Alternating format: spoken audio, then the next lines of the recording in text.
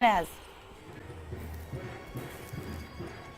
प्रियांका, खूप भारलेलं आणि प्रसन्न चैतन्यपूर्ण असं वातावरण पुण्यामध्ये.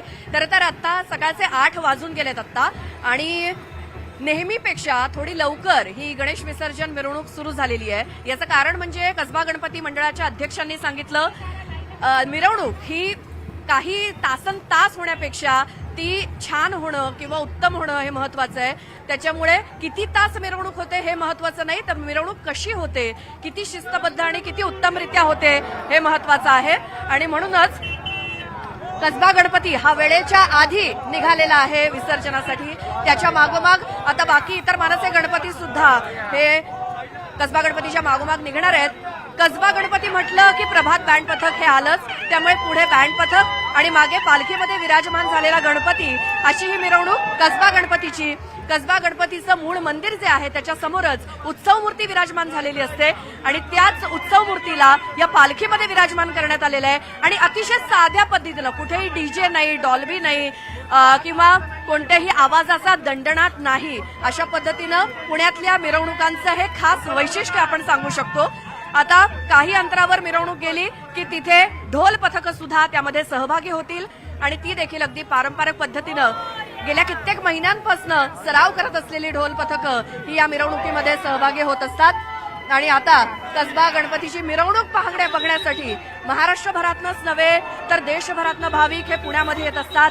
जसा मुंबईचा गणेशोत्सव तसाच पुण्याचा गणेशोत्सव सुद्धा तितकाच प्रसिद्ध, लोकप्रिय.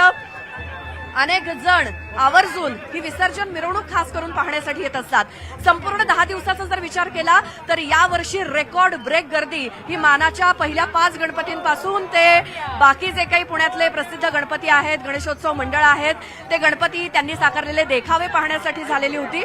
आणि आता कसबा गणपती सोबतच आपली संपूर्ण टीम आहे.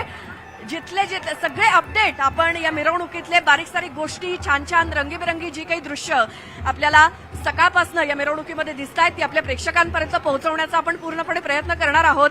मंडळाचे सगळे पदाधिकारी, सदस्य हे या मिरवणुकीमध्ये आहेतच. संपूर्णपणे पालखी खांद्यावर घेतलेले हे कार्यकर्ते आणि पालखीमध्ये विराजमान झालेला खास करून कसबा गणपती आणि तांबडी जोगेश्वरी हे मानाचे पहिले 2 जे गणपती असतात ते पालखीमध्ये विराजमान होतात.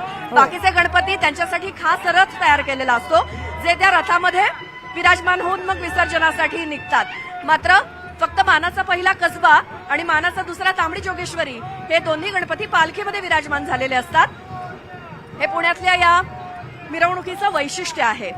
आणि दुतर्फा ज्या काही बिल्डिंग आहेत, जुने वाडे आहेत पुण्यातले, खास करून कसबा पेठेतले जुने वाडे, आपण मगाशी दृश्य बघितली असाल की या वाड्यामध्ये उभं राहून जे कोणी रहिवासी आहेत, कसबा गणपती निघाला रे निघाला की दोन्ही बाजूनी पुष्पवृष्टी केली जाते या गणपती बाप्पावर किंवा या पालखीवरती, या संपूर्ण मिरवणुकीवरती. आणि तीच पुष्पवृष्टी आज देखील बघायला मिळाली.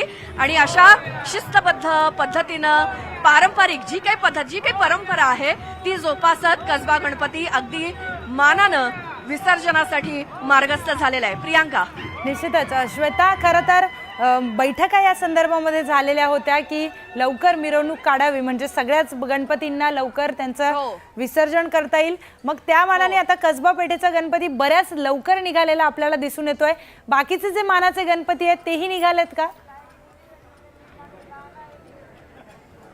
बरं प्रियांका, असं आहे की कसबा गणपती दरवर्षी सकाळी 9:30 वाजता निघायचा, मात्र यंदा तो सकाळी 8 वाजताच आपल्या मंडपातून पालखीमध्ये विराजमान होऊन निघालेला आहे. याचं कारण म्हणजे मिरवणूक ही शिस्तबद्ध पद्धतीनं लवकर कशी संपन्न होईल त्याकडे मंडळाचा कल आहे. म्हणूनच आतापर्यंत ज्या काही बैठका झाल्या, पुणे पोलीस असतील किंवा पुण्यातलं प्रशासन असेल आणि गणेशोत्सव मंडळ यांच्यातल्या झालेल्या बैठकीमध्ये हा कदाचित पर्याय शोधण्यात आलेला आहे, जेणेकरून जी काही दुसऱ्या दिवशीपर्यंत मिरवणूक लांबते किंवा मग बाकी गणेशोत्सव मंडळ ही पार अगदी संध्याकाळी मिरवणुकीमध्ये सामील होतात, त्याच्यावरती हा एक तोडगा काढण्यात आलाय की लवकरच मिरवणूक आपण सुरू करूयात, जेणेकरून सगळी मंडळं एक एक करून येतील.